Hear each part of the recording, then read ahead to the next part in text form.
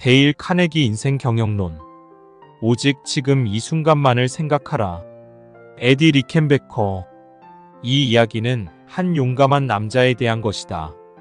그는 결코 쉽게 목숨을 내놓을 사람이 아니었다.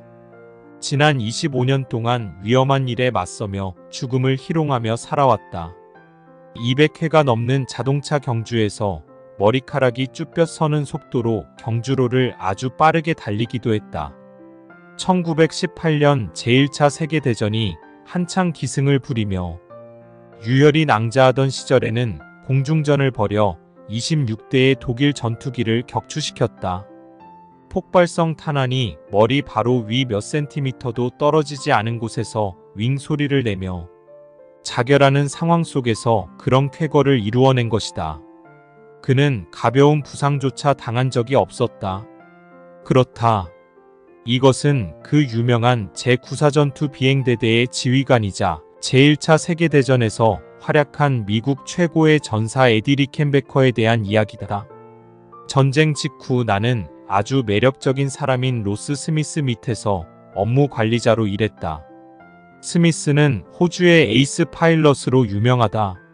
성스러운 도시 예루살렘 위로 비행기를 몰고 날았던 최초의 인물이며 지구 반바퀴를 비행한 최초의 모험가이기도 하다.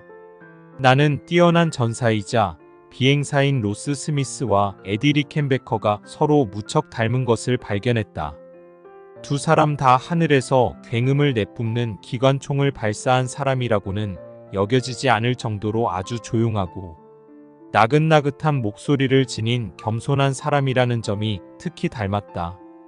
에디 리켄베커는 12살이 될 때까지 불같은 성미에 난폭하고 버릇이 없었다.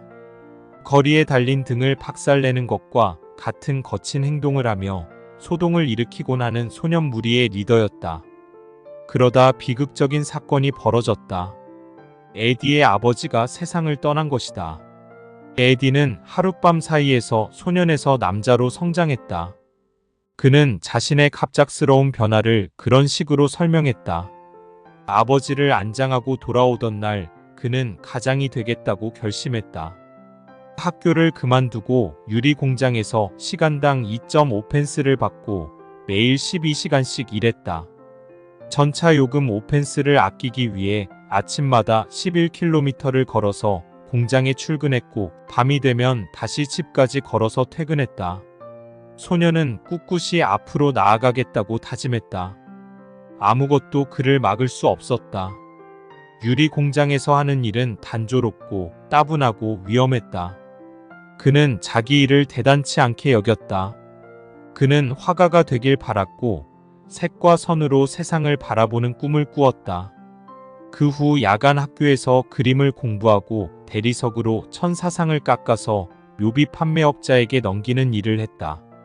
오늘날 아버지의 무덤 앞에 세워진 비석에 글을 새기기도 했다.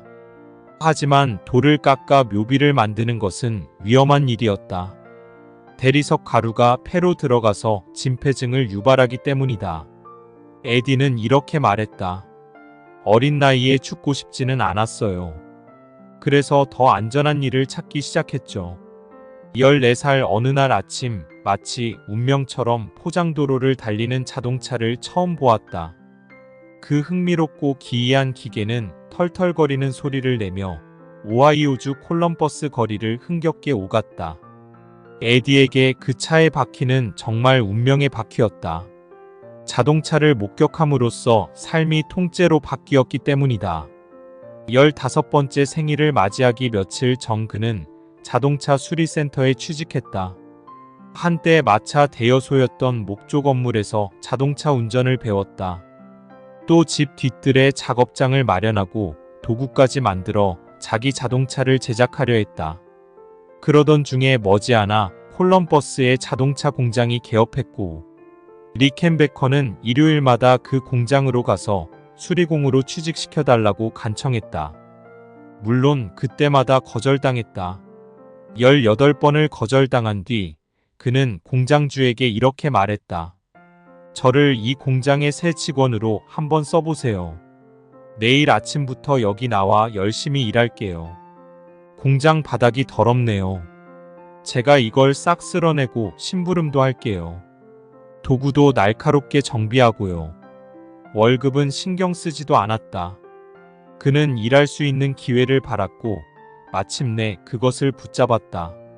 자동차 공학 통신 과정에 등록해 강의를 열심히 들으면서 자기 앞에 놓인 여러 기회를 놓치지 않기 위한 준비를 단단히 했다.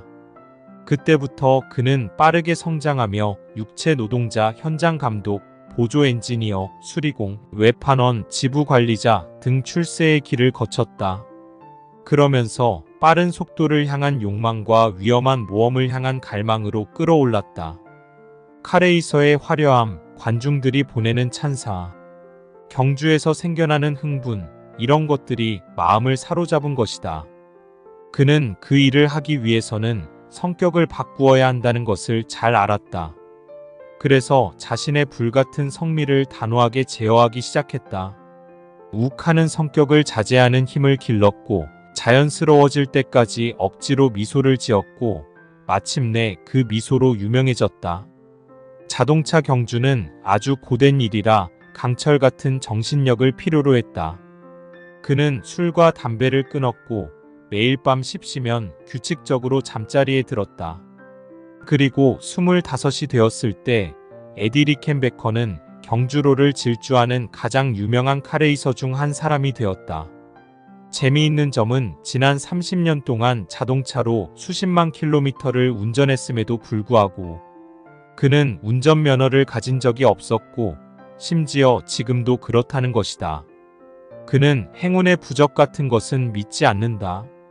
친구들은 토끼발, 작은 편자, 코끼리 행운 부적을 건네주곤 했지만 기차로 미 대륙을 횡단하던 어느 날 창문을 올리고 모든 행운 부적을 캔자스주 평원에 내버렸다. 미국이 제1차 세계대전에 참전할 때 에디 리켄베커는 자동차 경주업계의 우상이었다. 이때 에디는 존 조지프 퍼싱 장군의 운전기사로 일하고자 배를 타고 프랑스로 갔다. 하지만 막상 장군을 차로 이곳저곳 데려다주는 일은 너무 따분해서 모험가의 기질에 맞지 않았다. 그는 야전에 나가서 전투에 참여하길 갈망했고 마침내 바라던 것을 얻었다. 그는 기관총이 달린 전투기를 몰게 되었고 단 18개월 만에 전쟁 영웅으로 명성을 떨쳤으며 새 국가로부터 훈장을 받으며 업적을 인정받았다. 그는 자기 삶을 되돌아본 정기도 펴냈다. 이 책은 총 370쪽 분량으로 빠르게 읽을 수 있으며 그의 전투 및 비행 경험에 대한 장대한 이야기를 담고 있다. 책에는 남성적인 용기와 행동 그리고 구사일생한 모험들이 담겨 있어 손에 땀을 쥐게 한다. 이 내용들을 담은 책을 읽고 싶다면 도서관에서 에디 리켄베커가 쓴 비행대대에서의 싸움을 찾으면 된다. 이 책은 공군 전투 중에서도 가장 스릴 있고 가슴 뛰는 순간과 상황을 다루고 있다. 인생 경영 포인트. 사람은 누구나 태어날 때부터 자기에게 딱 알맞은 직업이나 일이 정해져 있다. 단지 환경의 방해로 그것을 발견하지 못할 뿐이다.